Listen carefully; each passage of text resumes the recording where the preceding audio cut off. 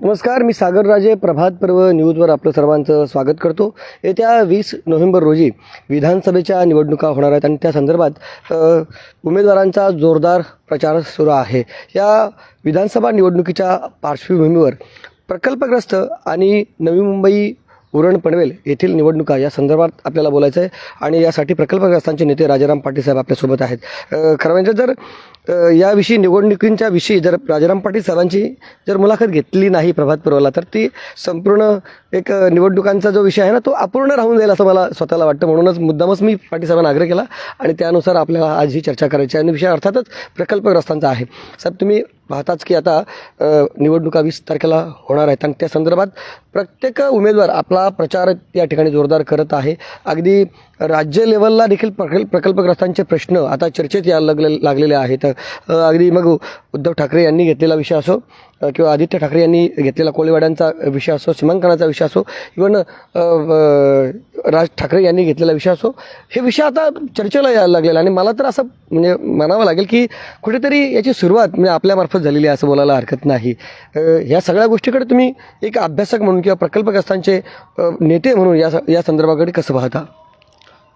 मी सगळ्या ह्या आपल्या प्रभात पर्वचे जे वाचक आहेत आणि प्रेक्षक आहेत यांना धन्यवाद देईन की निवडणुका तर आहेतच, परंतु निवडणुकांच्या व्यतिरिक्त आपण सातत्याने आपल्या समाजाचे प्रश्न मांडत आहोत आणि येत्या काळामध्ये ह्या निवडणुका संपल्यावर सुद्धा रोज काम आपल्यालाच आहे, म्हणजे आपल्यालाच हे काम करायचं आहे. आता निवडणुकीत उभे असलेले उमेदवार आपल्या पद्धतीने प्रचार करतात, परंतु आज जे यश सामाजिक जीवनात आपल्याला आलं आहे त्यामध्ये सगळ्या सामाजिक कार्यकर्त्यांचं हे यश आहे की राजकीय पक्षाच्या विरहित राहून ज्यांनी काम केलं त्याच्यामुळे 2 मुद्दे इथे महत्त्वाचे आले. मी प्रभात पर्वला धन्यवाद देताना हे सांगेन की दिबा पाटील साहेबांचं नाव विमानतळावर द्यावं अशी मागणी कोणी केली याच्यावर आता श्रेयासाठी खूप लढाई चालू आहे. पण मला आठवतं की आपण सिडकोसमोर एक पहिली इंटरव्ह्यू घेतली होती. दिबा पाटील हे या समाजाचे महापुरुष आहेत अशा प्रकारची ती इंटरव्ह्यू होती. तोपर्यंत दिबा पाटील हे राजकीय नेते म्हणून सगळ्यांना माहीत होते, पण समाजाचे एक महापुरुष प्रत्येक जातीला जे मागासवर्गीय आहेत त्यांना पाहिजे असतात आणि ही गोष्ट त्यावेळी इंटरव्ह्यूमध्ये मांडली आणि त्यानंतर मागणी सुरू झाली. कारण का दिबा पाटलांना राजकीय विरोधक मानणारे लोक पण खूप आहेत, पण त्याच्या पलीकडे जाऊन त्यांचं काम होतं. हा एक मुद्दा आला आणि दुसरा मुद्दा आहे गावठाणाचा. तो मुद्दा सुद्धा आपण कळंबोली गावठाणाचं जे हे आहे त्या जे मुलाखतीमध्ये आपल्याला माहिती आहे कळंबोली गावठाणाचा प्रश्न समोर आला. सिडकोचं तोडक पथक येत होतं आणि त्या पथकाला उत्तर देण्यासाठी आपली पहिली ओळख तिथे झाली. प्रेम पाटील असतील, रुपेश धुमाळ असतील यांनी तुमची ओळख करून दिली आणि संपूर्ण महाराष्ट्रात तो गावठाणाचा मुद्दा व्यवस्थित अगदी आपण मांडण्यात यश मिळवलं आणि त्याचा परिणाम आज पाहतो की बाबा आदित्य ठाकरे हे युवा नेते आहेत शिवसेनेचे. तसं म्हणजे ते मंत्री आहेत पण आपण युवाच म्हणू की एवढ्या तरुण मुलानं एवढ्या तरुण नेत्यानं तो विषय अत्यंत म्हणजे परिणामकारकरित्या मांडलेला आहे की बाबा एका छोट्याशा कोपऱ्यात एका बिल्डिंगमध्ये कोळीवाड्याला गावठाणाला बसवायचं आणि उर्वरित जमीन विकायची हा जो दृष्टिकोन आहे राजकारणाचा तो त्यांनी उघड केला. आणि मोठी मोठी 4-4 गुंठ्यांची आमची घरं आहेत, 80-80 फुटाच्या बोटी आहेत, त्या काय 280च्या फ्लॅटमध्ये राहू शकणार नाहीत. हा त्यांनी मुद्दा मांडला. माननीय उद्धवजी ठाकरे यांनी सुद्धा तो मुद्दा मांडला आणि आता जो सरकारच्या विरोधी पक्ष आहे म्हणजे शिवसेना हे त्याचं नेतृत्व करते, त्यांनी हा मुद्दा मांडल्यामुळे आता सगळ्याच पक्षांना तो मुद्दा मांडणं क्रमप्राप्त आहे. पण या मुद्द्यामध्ये आपण प्रकल्पग्रस्त हा शब्द वापरला. त्या प्रकल्पग्रस्ताची फोड आहे की मुंबईचे भूमिपुत्र आगरी, कोळी, कराडी, भंडारी, ईस्ट इंडियन आणि आदिवासी आणि याच पद्धतीने ठाणे, रायगड, पालघर इथला तो प्रमुख प्रश्न आहे. आणि हा प्रश्न ज्याचं डेफिनेशन आपण मांडताना सांगितलं की भारतीय संविधानाच्या आर्टिकल 40 नुसार संपूर्ण देशातल्या गाव खेड्यांचं नियोजन करण्यास सरकारला अपयश आले आणि म्हणून इकडे आम्ही लक्ष वेधलेलं आहे.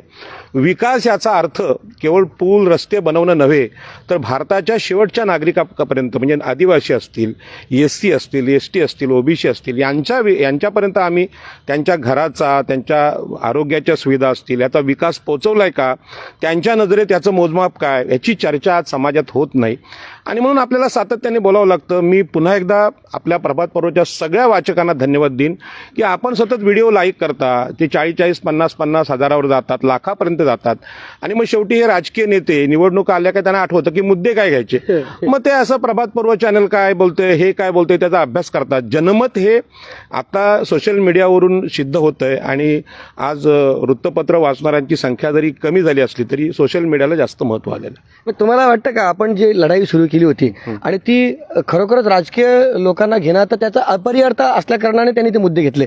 एरवी आता मी तर बोलेल की गणेश नाईक साहेब असतील, ही सगळी मंडळी कितीतरी वर्षापासून राजकारणात आहेत, परंतु ते मुद्दे त्यांच्या मुखातून आजपर्यंत येत नव्हते. आता ते यायला लागलेले आहेत. म्हणजे गणेश नाईक साहेब असतील, त्यांनी देखील याविषयी बोललेलं आहे. म्हणतात मात्र असेल किंवा प्रशांत ठाकूर साहेबांनी देखील आता हे मुद्दे मांडलेले आहेत. आता हे हे हे यश आहे या आगरी समाजाच्या चळवळीचं किंवा तुम्ही सुरू केलेल्या त्या सगळ्या चळवळीचं असं म्हणता येईल का? कारण हा गावठाण विकास हा मुद्दाच माहीत नव्हता राजकारण्यांना.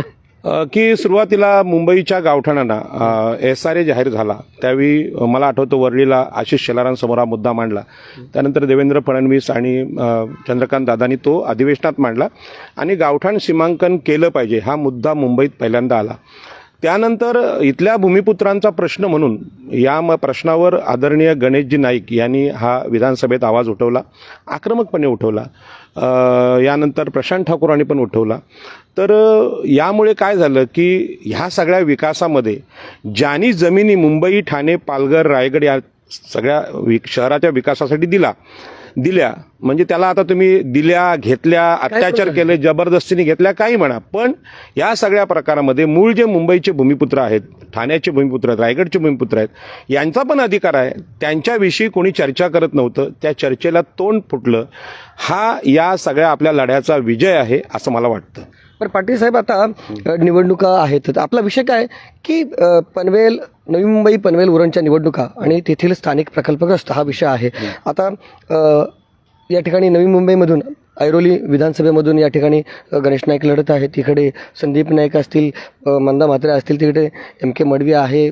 त्याच याच्यामध्ये उरणमध्ये परत प्रीतम म्हात्रे असतील, महेश बालदे असतील, मनोहर भोईर इकडे उभे आहेत, इकडे प्रशांत ठाकूर आहेत, बाळराम पाटील आहेत, असे उमेदवार आहेत. म्हणजे हे जे स्थानिक प्रकल्पग्रस्तांचा चेहरा म्हणून सांगतो, उमेदवार खूप आहेत, परंतु त्यातल्या त्यात हे स्थानिक प्रकल्पग्रस्तांचे चेहरे या ठिकाणी आहेत. ह्या सगळ्या तिन्ही मतदारसंघांच्या विषयी जर बोलायचं झालं तर तुम्ही त्यांचं काय विश्लेषण करू शकाल का? म्हणजे तिथल्या राजकीय घडामोडी असतील, बंडखोरी असेल, म्हणजे गणेश नाईकांच्या स्वतः मुलांनी माजी खासदार संजय नाईक यांनी तिथे बंडखोरी केली एक प्रकारे आणि त्याच्यानंतर आता उरणमध्ये देखील तिथे महाविकास आघाडीची सीट म्हणून जर मनोहर भोईर यांना तिथे सीट दिली, परंतु तिथे प्रीतम म्हात्रे यांनी शेतकरी कामगार पक्षाच्या वतीने फॉर्म भरला. म्हणजे तिथे देखील काय झालं तर तिथे महाविकास आघाडी असून देखील तिथे बिघाडी झालेली आहे. पनवेलमध्ये देखील अशीच परिस्थिती आहे. इथे महाविकास आघाडीने शेतकरी कामगार पक्षाला इथे सीट दिली होती, परंतु शिवसेनेने अधिकृतरित्या इथल्या लीना गरड म्हणून आहेत त्यांना तिथे उमेदवारी दिली. या सगळ्या गोष्टींकडे तुम्ही राजकीय दृष्टिकोनातून किंवा राजकीय विश्लेषक म्हणून काय पाहता, कसं पाहता? आपल्याला कल्पना आहे की लोकनेते दिबा पाटील नामकरण आंदोलन इथे झालं आणि संपूर्ण महाराष्ट्रात ओबीसींचा लढा चालू आहे. म्हणजे जरांगे पाटील यांचं आंदोलन झाल्यानंतर ओबीसींनी प्रतिक्रिया दिल्या, पण त्याच्या अगोदर नवी मुंबईत लोकनेते दिबा पाटील नामकरण आंदोलन जे आहे ते दिबा पाटील हे ओबीसींचे नेते आहेत आणि त्या आंदोलनाला खूप मोठा पाठिंबा देण्याचं काम माजी खासदार रामशेठ ठाकूर यांनी केलेलं आहे. आणि या आंदोलनाचे अध्यक्ष आपल्याला दशरथदादा पाटील असतील, दशरथ भगत असतील, या सगळ्या लोकांनी त्याला चांगल्यापैकी मदत केली. त्याच्यामुळे एक मेसेज या मुंबई परिसरात गेला की बाबा इथे असा एक मोठा राष्ट्रीय नेता झाला आणि त्यांनी जे मुद्दे घेतले त्या मुद्द्यामुळे आज स्थानिक जे नेतृत्व आहे त्या नेतृत्वाला महत्त्व प्राप्त झालेलं आहे. उमेदवार कोणी असतील, तुम्ही सगळ्यांची नावं घेतलीत, तुम्ही रोज इंटरव्ह्यू देता, मी या सगळ्यांची नावं घेत नाही, परंतु त्यांच्या नेतृत्वाला हे महत्त्व कधी नव्हे तेवढं आलं आणि मग सगळ्याच पक्षांना वाटायला लागलं की नाही, इथल्या भूमिपुत्रांना उमेदवारी दिली पाहिजे. आणि म्हणून ही जी निवडणूक आहे ही निवडणूक महाराष्ट्र राज्यासाठी अत्यंत महत्त्वाची आहे. महाराष्ट्राचं जे राजकारण आहे त्या राजकारणामध्ये आपल्याला माहीत आहे की सातत्यानं इथल्या भूमिपुत्रांवर अन्याय झालेला आहे, राजकीय अन्यायसुद्धा झालेला आहे. की मुंबई परिसरात मंत्रालय आहे परंतु इथला माणूस कोणी मुख्यमंत्री होत नाही. म्हणजे गणेशजी नाईक हे मुख्यमंत्री पदाचे दावेदार होते, एवढं मोठे ते नेते होते. छगन भुजबळ साहेब होते, ते पण मुंबईतूनच मोठे झालेले आहेत. आणि आत्ताचे जे विद्यमान सगळे आमदार आहेत ते सुद्धा मंत्रिपदाच्या लाईनमध्ये उभे आहेत, पण त्यांना मंत्री करावं असं सरकारला वाटत नाही. पण आत्ताच्या घडीला जे राजकारण इथे चालू आहे त्या राजकारणामध्ये निश्चितपणे इथल्या नेतृत्वाला महत्त्व देण्याचं जे कारण आहे ते सरकारसमोर आलेलं आहे. आणि म्हणून या सगळ्या उमेदवारांना मी धन्यवाद देतो आणि सांगतो की आपण सगळ्यांनी आता शहराचे प्रश्न मांडण्याबरोबरच आपल्या भूमिपुत्रांचे, आपल्या गाववाल्यांचे प्रश्न मांडणं म्हणजे कमीपणा नाही. भारताच्या आणि महाराष्ट्राच्या राजकारणात ओबीसी नेतृत्वाला फार महत्त्व आलेलं आहे, हे मला या निमित्ताने सांगायचं. बरं, हे विविध पक्षांचे जाहीरनामे आहेत ना, ते आता प्रसिद्ध होत आहेत आणि या अशा इथल्या स्थानिक नेत्यांनी जे असतील त्यांनी त्यामध्ये देखील लक्ष घातलं पाहिजे असं तुम्हाला वाटतं का? म्हणजे आता गावठाण विकासाचा प्रश्न असेल, सीमांकनाचे प्रश्न असेल, हे देखील मुद्दे असले पाहिजेत ना निवडणुकीचे. म्हणजे आता काय नेहमीचं काय बाबा, ते मोठे मोठे फ्लायओव्हर, 8-8, 10-10 पदरी रोड, अशाच पद्धतीने नेहमी विकासाची म्हणजे असतोय, मेट्रो, विमानतळ, ह्या गोष्टीच असतात त्या, हे नेहमी त्या ठिकाणी विकासाच्या गोष्टी तिथे सांगितल्या जातात. परंतु ज्या समाजामुळं ह्या सगळ्या गोष्टी इथे आल्या, ज्याच्या त्यागामुळं ह्या सगळ्या गोष्टी आल्या, तर त्यांचे देखील मुद्दे महत्त्वाचे आहेत आणि ते असले पाहिजेत मग जाहीरनाम्यामध्ये, असं वाटतं का तुम्हाला? प्रश्नच नाही. आता मी हा मुद्दा नेहमी मांडताना सांगत आलो की गावठाणांना अतिक्रमण ठरवण्याचा विषय अनेक याचिकाकर्त्यांनी केल्या की ह्या गाववाल्यांची बांधकामं अनधिकृत आहेत. अरे परंतु ज्या भागामध्ये हे शहर वाढलं त्यांना जमिनी दिल्या कोणी? इथल्या भूमिपुत्रांनी दिल्या. मग त्याचा त्याग सगळेजण विसरलेले आहेत. वकील विसरलेले आहेत, न्यायालय असतील, मीडिया असतील, हे सगळेजण विसरलेले आहेत. आणि हा जो त्याग आहे, ह्या त्यागाचा विषय आता आपण निवडणुकीमध्ये मांडला पाहिजे. आणि याला कायदेशीर आधार आहे की भारतीय संविधानाचं आर्टिकल 40 सांगतं की तुम्ही गावांचं नियोजन करा. तुम्ही शहरांचं नियोजन केलं, पण सिडकोसारख्या संस्थेला, MMRDला किंवा नैनाला माझं खरोखर आव्हान आहे की तुमच्यामध्ये एकही अधिकारी गावांचं नियोजन करणारा का नाही? ज्या गाववाल्यांनी इथे जमिनी दिल्यात त्यांचा प्रश्न विधानसभेत आला पाहिजे. आणि विधानसभेत यावा असं वाटत असेल तर आपल्याला काय केलं पाहिजे की तो तुमच्या अहवालामध्ये आला पाहिजे. अहवालामध्ये जर आला तर निश्चितपणे त्याला न्याय मिळू शकतो.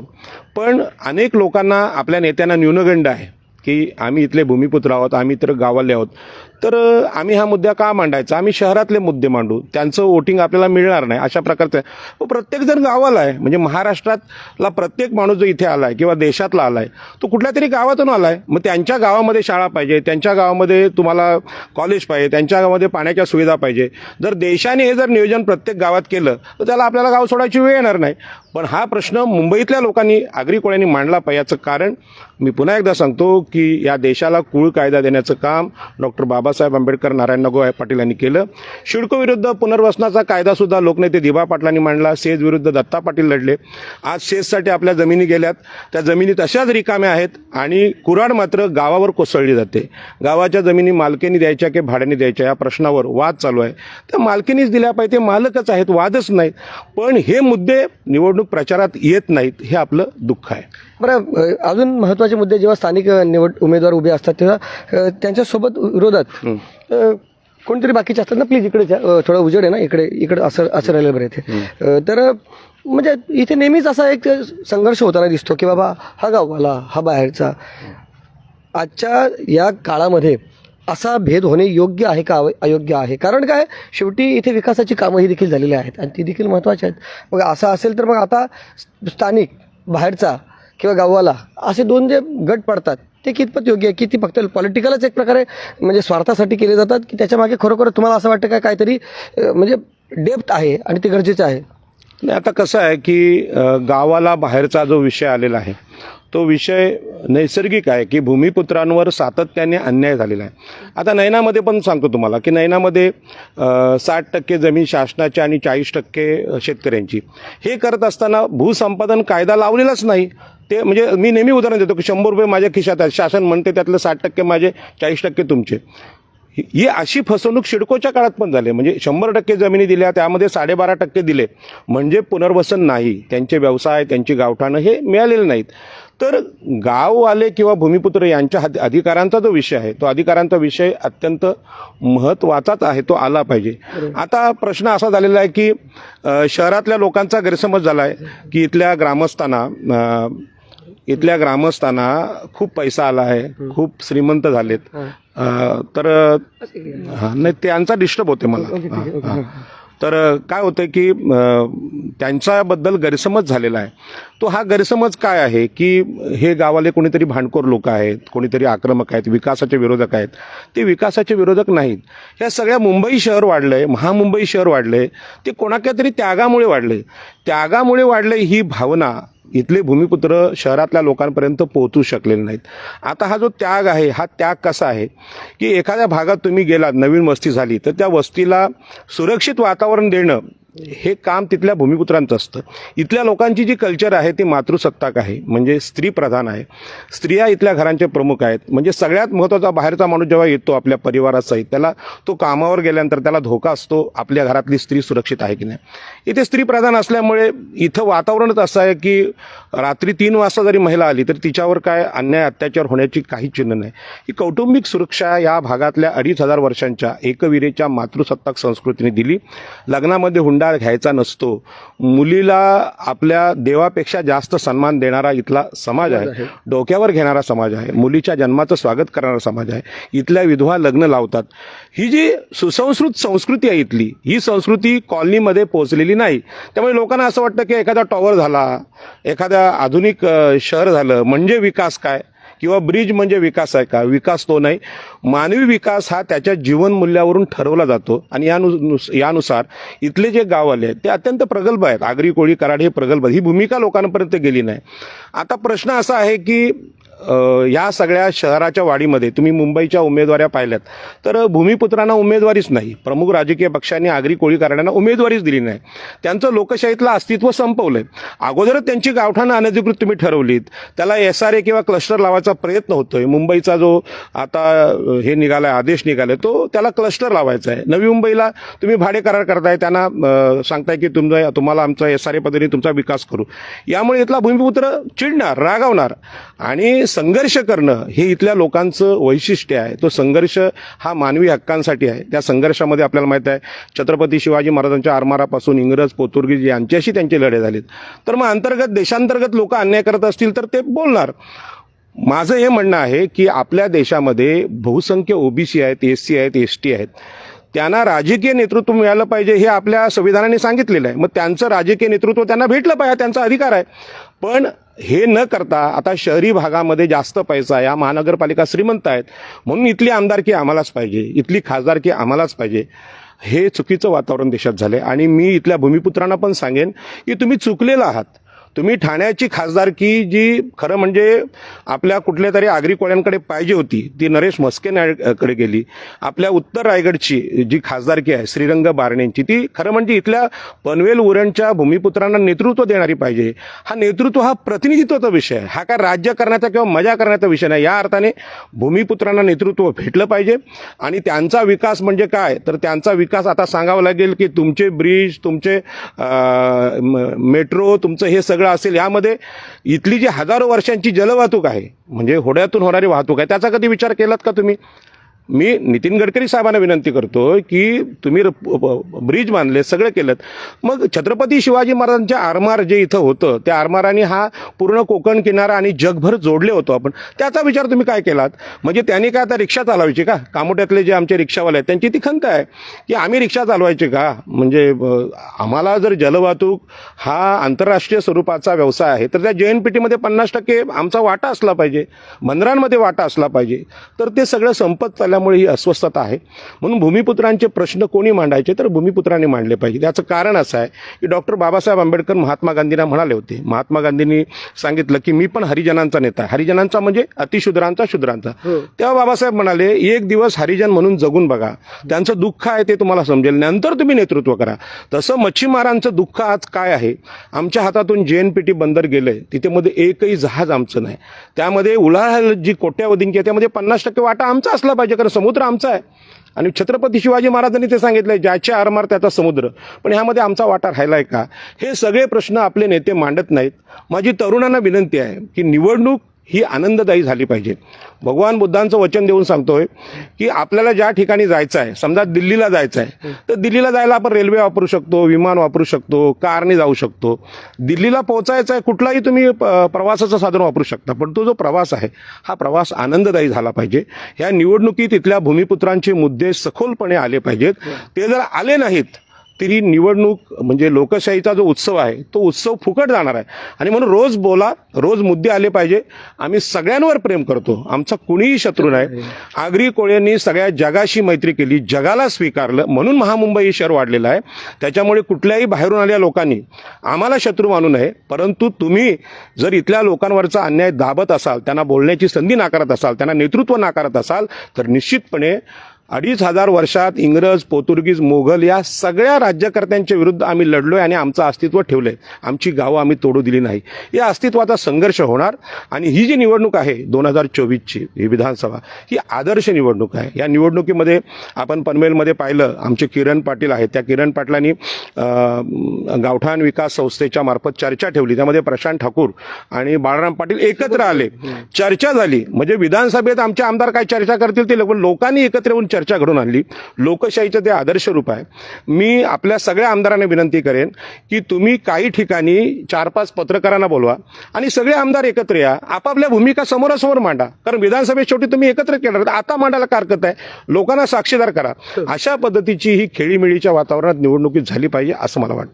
साहेब, आपल्याला संपवायचं खरं म्हणजे जाता जाता एक प्रकल्पग्रस्तांचे नेते म्हणून तुम्ही या ठिकाणी प्रकल्पग्रस्तांचे जे मतदार आहेत त्यांच्याकडनं काय अपेक्षा करता, त्यांनी काय सुज्ञपणे केलं पाहिजे, किंवा इथे जे उमेदवार म्हणून उभे राहिले आहेत, मग तो स्थानिक असो किंवा कोणी बाहेरचा असो, असं काही असो, त्या उमेदवारांकडनं तुम्ही काय अपेक्षित करता या सगळ्या बाबतीत? आता जी चर्चा चालू आहे निवडणुकीमध्ये, मी पाहतो आम्ही पूल बनवले, आम्ही रस्ते बनवले, आम्ही गटारं बनवली, आम्ही अमकं बनवलं, अशी चर्चा चालू आहे. पण लोकांचे महत्त्वाचे जे प्रश्न आहेत त्या प्रश्नावर लोकनेते दिबा पाटील हे आपले आदर्श आहेत. तुम्ही कायदे काय केले, विधानसभेत कायदे काय केले? आता गावठाणासारखा विषय आहे, त्याचा कायदा होणं गरजेचं आहे. कारण देशभरात राज्याने आणि देशानं गावठाण कायदा, आता गावठाणाचं मॉडेल कसं असलं पाहिजे हे केलेलंच नाही. तुमचं जगाचं सगळं तुम्ही नियोजन केलं, तुम्ही आंतरराष्ट्रीय भराऱ्या मारायला लागलेत, पण तुमची गावं पाहिलीत तर गावं म्हणजे त्यांतली जी गटारं आहेत ती जर पाहिलीत तर वाईट वाटतं की हाच देश आहे का तो? मोहनजोदडोमध्ये जमिनी खालून गटारं होती आणि आता ओपन गटारं, उंदीर आणि घुशी तिथे फिरतात. की देशाला भूषणावं गोष्ट नाही आहे. ही अत्यंत अपमानास्पद, आमचा जे कोणी नियोजन करायचं सिडकोचे इंजिनियर त्या सगळ्यांचा अपमान आहे. आणि अशा परिस्थितीमध्ये आपल्या या भागामध्ये या विषयावर खुली चर्चा झाली पाहिजे. एकामेकांविषयी राग आणि द्वेष पसरवून उपयोगाचं नाही. मला सगळ्या लोकांना माझं म्हणजे देशभरातल्या सगळ्या प्रमुख नेत्यांना माझी विनंती आहे की अगदी नरेंद्र मोदी आणि अमित शहा यांना विनंती आहे की तुम्ही गावांचं मॉडेल बनवून दाखवा. तुम्ही मुंबई अदानीला विकासाला द्यायला निघालेत, मुंबईतल्या क्रीम जागा मिठाग्रामची घ्यावी लागलेत, परंतु नैसर्गिक हक्क ज्या लोकांचे आहेत, मग आदिवासी असतील किंवा आगरी कोळी लोक असतील, त्या मिठाग्रांच्या जागा पण आमच्या आहेत. इथं मीठ पिकवायचा धंदा होता, रेतीचा धंदा होता, गुजरातमध्ये चालू आहे, तो आमचा का बंद पडला? हे सगळे मुद्दे चर्चेत आले पाहिजेत. आणि या प्रश्नावर भूमिपुत्रांच्या बाजूने कायदे बनले पाहिजेत. तुम्ही विधानसभेत जायचं, हे कायदे बनवलं, विधिमंडळ हा तुझे शब्द आहे, पण कायदे बनवण्याचा विषय कोणीच करत नाही. दिबा पाटलांनी जो 12.5% विषय केला तो कायद्यात रूपांतरित झाला की 12.5% पुनर्वसन योजना आपल्याकडे नव्हती. 1894चा कायदा केला, 2013चा कायदा आला. तर दिबा पाटील हे अभ्यासू आमदार होते, खासदार होते. अशा प्रकारची अपेक्षा मला ह्या लोकांकडून आहे. मी स्वतः 2 वेळा खासदारकी लढलोय. आज परिस्थिती अशी आहे की महागाई आणि निवडणुकीमध्ये पैशाचा खर्चाचं प्रमाण एवढं वाढलं की सामान्य माणूस निराश आहे. माझ्यासारखा माणूस आमदारकी आणि लोकसभा लढण्याच्या भानगडीत पडणारच नाही अशी मनस्थिती आहे. पण लोकांच्या प्रेमापोटी आपण लढलो, लोकांनी मदत केली आणि किमान मुद्दे आपण मांडले.